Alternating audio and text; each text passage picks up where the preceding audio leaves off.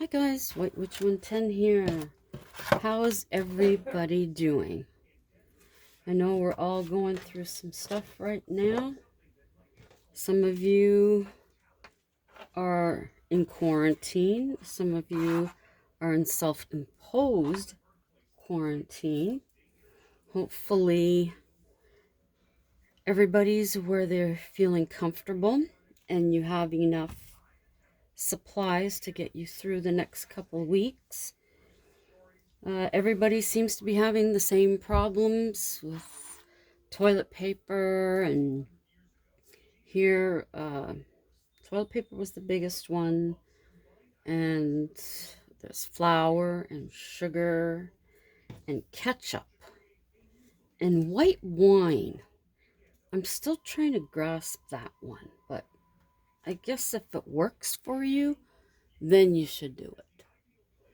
So I don't know why this isn't. Oh, that's better. Okay. Yeah.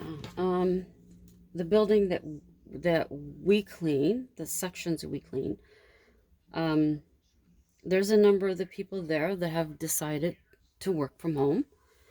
So it's pretty quiet. And the other part with the other company there, it's extremely quiet as well. And most of their people are staying home. And they were supposed to be, I was told, seeing if they could get headsets so that the people could work at home. I guess a special one. I don't really know. So I don't know if that happened or not. If it did, it's going to be even quieter. And as some of you have seen from my previous videos that I've done, exactly how empty the parking lot is. And being in the building during the day, it can feel like it's a Saturday. Like when hubby and I went there,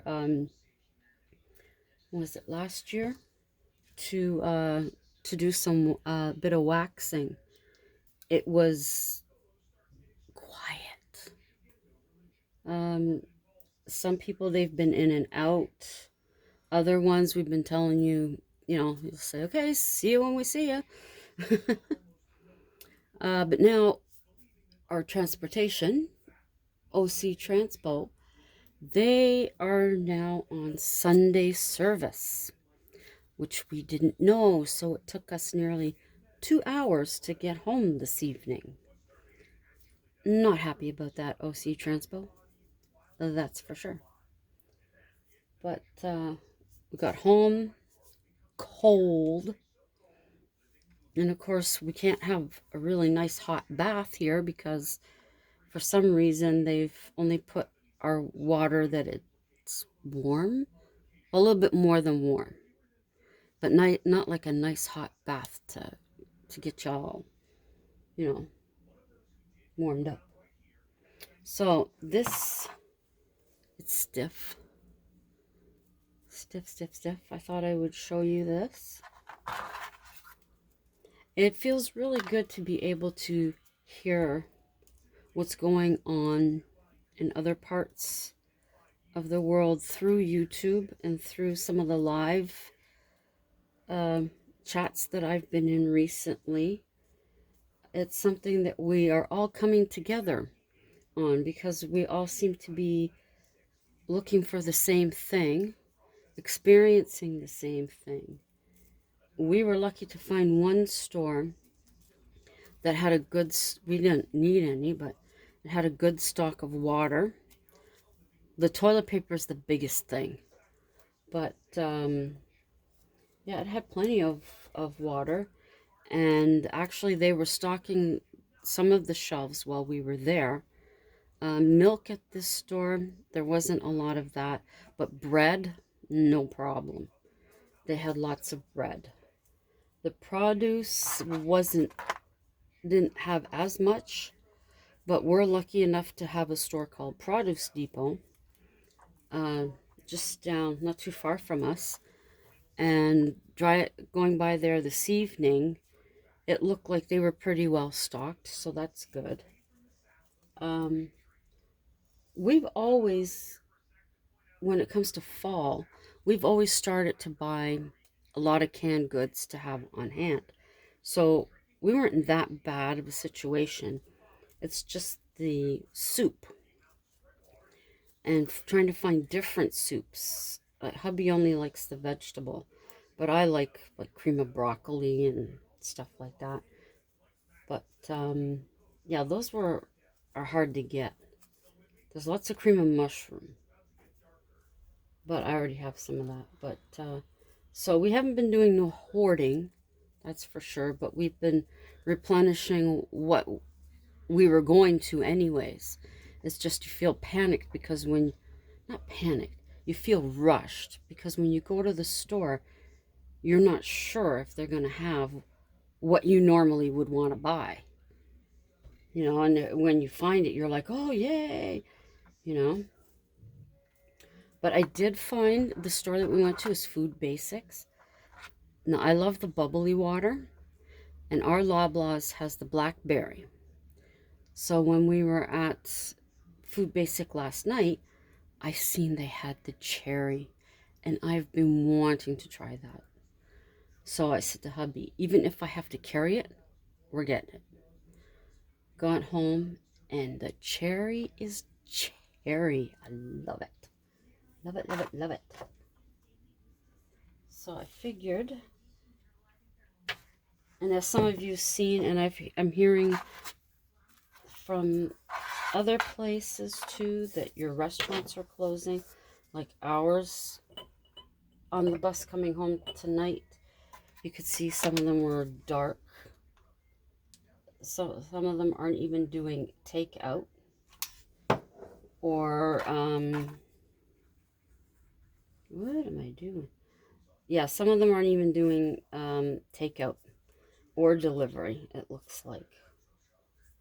And one of the HGTV guys, Scott McGilvery, he's on Instagram, and he gets the Freshco or Fresh something, where they send fresh food and you cook it. Well, he gets that at his place, and he actually has arranged with this company that if you use his promo code, that you'll get $80 off, and they'll send you the food right to your door. I thought that was really decent of them to think about other people during this. That was really good of them. Ooh, that didn't exactly meet. Maybe it shrunk a bit. I don't know. But that's okay. Ooh, I like that. What do you think? Whoa, you're over there. I'm over here. Oh, I'm over here. Let me move you. Because the cord isn't that long. So yeah, I thought that was really good of him. And then another Canadian, Brian Baumler, with Island of Brian. They have decided to stay where they're, it's terrible. I've been watching, I can't even tell you, on the island with their staff. And of course the family's there too with them, the kids. And ride this out together, which I think says a lot about him as well. About them. Very thoughtful people. It's just something that we're all in the same boat. That's for sure. I think a lot of people here are just waiting to see what else is going to go on. And I had thought of the black, but now, whoops, I'm thinking yellow. I have green. I have green. Let's see what green is.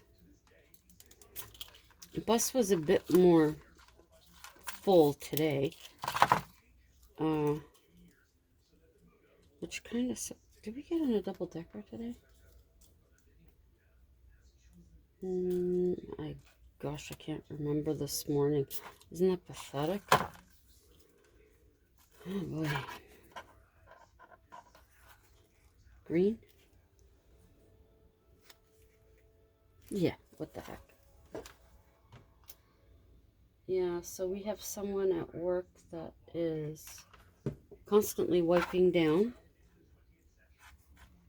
with a mixture of bleach and water. And that's making a lot of people happy. We carry hand. I know they say, of course, water and soap is the best, but when you're out on the bus, you just use hand sanitizer. Hubby and I have a couple of small ones that we got at the mini mart at work that we carry with us, and then we have one on our cart. So, hey. So if we're in the elevator, which there's only 2 floors, but if we're in the elevator and we touch the buttons, that we can use our sanitizer, because our client doesn't use that very much. Why does this keep falling out? It's basically the other company that uses it. So, not saying that they're dirty, but you want to be sure. Ugh. I think what I would do the next time is I would make this a bit longer, just to make sure that it meets. Because I didn't think about that. I did not think about that.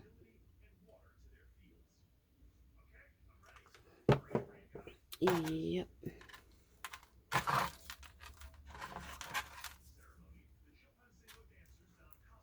Well, we're supposed to be getting warmer weather on Friday, up in double digits. So I'm hoping that is correct. Because today it felt like winter was back while we were waiting for the bus. I'm not happy. And I take it some of you may have seen also in my other videos how they have cordoned off so you can't be close to the driver. And we heard about one case where on the double-decker bus they had put it too far back and people couldn't get to the upstairs part. And then I was told today about one of the Costco's here.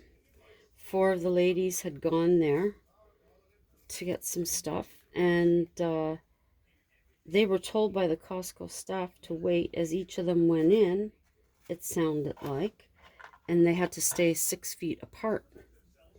Now my question is, okay, you're going to give them their cart, make sure they're 6 feet apart, but what do you do once they're in the aisles? How do you make sure that that stays like that? But that's that. I think that's cute. That's cuter than I thought, actually. But of course, if I looked for the black lace, it would have been a bit different. But I did with what I had. So it's cute. Very cute. Yep. Yeah, so like everywhere else, the restaurants are all closed. Some places were actually taking their seats out so that people couldn't sit. In our mall by us, the bookstore decided last night Although they were changing their hours of operation, they decided last night that they were going to close instead to keep their staff and everyone else safe, which I think is a good thing to do. And up here, if your employer will not cover you during the time that you are off, what the government is doing is you can apply for your unemployment insurance, and there's no waiting time. It's usually a week. They're saying forget about that, and you'll be getting the money right away. Of course, I think it's only 60% of your paycheck, but 60% is better than nothing when you're looking at the amount of time that people aren't going to be in their offices. At least I think that's good. So, and today hubby read that our border is now closed. Only Canadians returning home will be allowed to cross, and Americans going home. We actually seen a car waiting while we were waiting for the bus that had New York plates. So I'm guessing they may be on their way home. Not sure.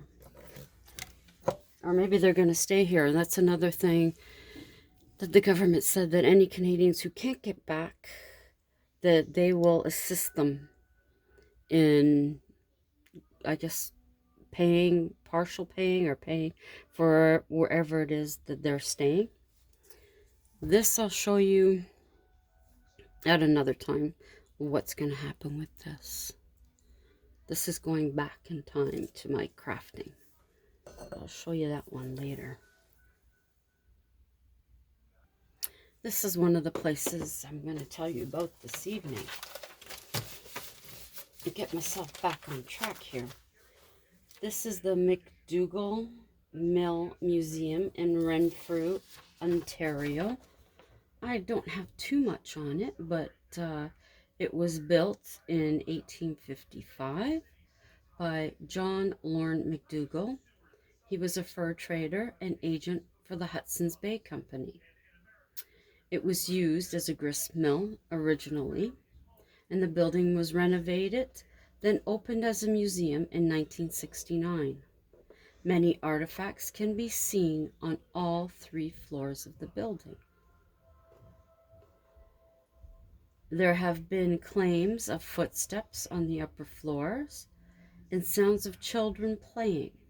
Staff has felt as if they are being watched, and a member of an investigative team reported seeing the figure of a woman. Now this next place, I will spell the name of the courtyard for you because I am terrible at sounding out stuff. It is Rochleau Courtyard in Kingston. It is said to be the most haunted alleyway in Kingston. In 1868, Teresa Beam was murdered by her boyfriend. She was pregnant at the time. It is believed she's buried under the path. She has been asking people to locate her body. In 1976, a photographer was experiencing knocking within his apartment. He used a Ouija board to find out who it was. The spirit said it was Teresa. It explained it was not buried properly. Teresa needed a Christian burial. The spirit gave instructions to make things right, even giving the location of her body. The information did not match the location, and he moved out a short time later. The next tenant tried even dug up the basement floor, but found nothing. During renovation, a sealed door was found. It attached to the business next door. The business owner was not interested in assisting in the mystery. So again, another fast one. Now these came up as haunted places, but that's the very little bit I could find. Now this gentleman here, all my Canadian subscribers should know who he is. This is a Canadian icon, Stompin' Tom Connors. Now, he was born Charles Thomas Connor on February 9th, 1936, and he passed away March 6, 2013, in Ballinafad, Ontario. He was from St. John's, New Brunswick, Canada's East Coast, and he remains a Canadian icon. All his songs were written about the country he loved. He wrote more than 300 songs, released 4 dozen albums, and 4 million copies total in sales. He is in the Canadian Songwriters Hall of Fame. Some of his songs include Sudbury Saturday Night, Bud the Spud, The Hockey Song, and Tillsonburg. His family was poor. His parents married 30 years after meeting and divorced later. She later had a boyfriend who spent their money on wine instead of rent. He had a sister named Marie who stayed in the hospital after her birth. She'd finally come home, but then she passed away when she was 4. His mother scrubbed floors to earn a living, and he became a ward of the Children's Aid and was adopted by a couple from Skinner's Pond, PEI. At 13, he ran away and hitchhiked across Canada. He got his first guitar at 14 and wrote his first song at 15 called Reversing Falls Darling. He would continue his hitchhiking for the next 13 years. He held various part-time jobs during this time. He worked in the mines as well. In 1973, he married Lena Welsh live on TV. He did this to share his happiest moment with his fans, who helped him through difficult times. It was estimated he smoked 100 cigarettes a day, and he was also a heavy drinker. He always wore a black Stetson. When meeting the Queen, they treated his hat like a religious headdress, so he didn't have to remove it. In the 70s, in protest of lack of government support for Canadian stories, he protested the lack of government support, and he boycotted our Juno Awards, which is for music, because of their qualification guidelines. He opposed artists who conducted most of their careers in the US instead of Canada. He referred to them as turncoat Canadians. He returned 6 Junos with a letter. His letter stated, "Gentlemen, I am returning herewith the 6 Juno Awards that I once felt honored to have received, and which I am no longer proud to have in my possession. As far as I'm concerned, you can give them to the border jumpers who receive an award this year, and maybe you can have them presented by Charley Pride, or who didn't receive an award. I feel that the Junos should be for the people who are living in Canada, whose main base of business operations is in Canada." And then it went on from there, but you get the gist of his anger. He appeared on Late Night with Conan O'Brien when he taped 5 shows in Canada in 2004.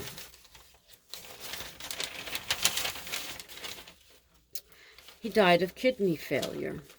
On the day after his death, the National Arts Centre here in Ottawa lowered its flags to half-mast, as well as flags in Tillsonburg. On March 9th, Hockey Night in Canada broadcast a special tribute to him. He was noted as saying that he thought people should die without their dreams being fulfilled, so they would have an excuse to go around again. On March 7th, members of the New Democratic Party sang Bud the Spud in the foyer of the House of Commons of Canada in tribute. I remember that. His death was also broadcast by the New York Times, BBC News, and the, I'm going to have to spell it, XINHUA News Agency. March 13th, a memorial was held with Canadians Tommy Hunter, Adrienne Clarkson, Ken Dryden, Rita McNeil, Leona Boyd, and Romeo Dallaire. Tom had chosen all of them to perform at his service. At the end of his service, Sudbury Saturday Night was played. His son Tom Jr. told people, as long as there is a Canada and people who want to sing about it, keep her going. He also said it's nice to go south for the warmth, but by east and west will be warmer on your hearts. In 1993, he was given a Doctorate of Laws degree from St. Thomas University. It was inspired by his album, Dr. Stompin' Tom Connors, 1996, he received the Order of Canada. In 2000, Lifetime Artist Achievement Award, the Governor General's Performing Arts Awards. 2000, Honorary LLD from the University of Toronto. And in 2002, an Honorary Lit